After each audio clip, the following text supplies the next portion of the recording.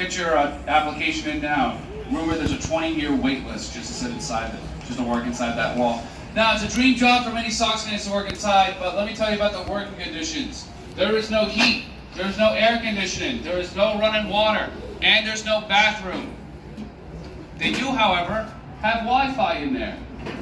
Yes, they have their own internet to check the out-of-town scores. One gentleman's in charge of the Fenway box score, another gentleman's in charge of the National League scores, and another gentleman's in charge of the American League scores. Now, let's talk about the National League score. He has a tough job. Reason? He has no way to get to the National League scores. It's completely inaccessible from inside the wall. No way to get there. So how does he change the scores, you may ask? In between innings, he has to physically come out on the field and change it field level. There's only one way in and one way out of the world-famous wall, and it's through a door in the field. Here's how you find the door. Look where the words "at bat" are. Look right to the left. If you look very closely, you can faintly make the outline of that door.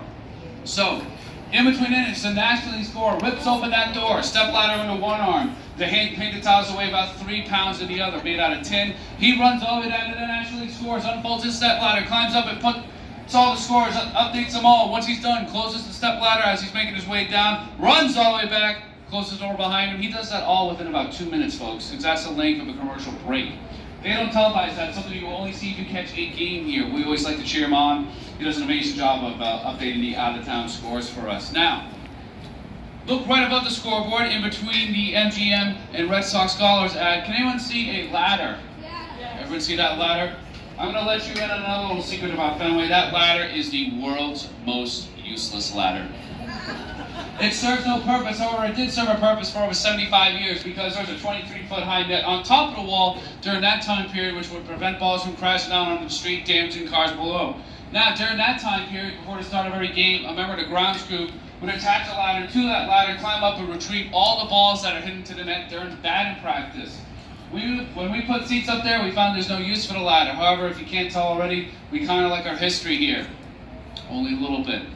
So we went to Major League Baseball and said, can we keep the ladder? They said, of course you can, on one condition, however, has to stay in play. It's the only in-play ladder in all of Major League Baseball, ladies and gentlemen. Last hit during the 2017 season by our all-star center fielder, Jackie Brownlee Jr., laughing his head off, watching the Minnesota Twins left fielder try to field it off that ladder.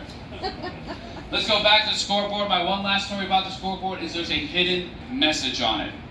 Now, I mentioned Tom Austin Yawkey, our longtime owner, but I haven't mentioned his wife, Jean Remington Yawkey. Now, the Yawkeys owned the Red Sox in Fenway from 1933 till 1992 when Jean passes away. The Yawkeys were humble people. They weren't flashy with their money. They didn't rename this place Yawkey Park, but they wanted to leave their mark on Fenway for generations of Red Sox fans to come and admire. So what did they decide to do?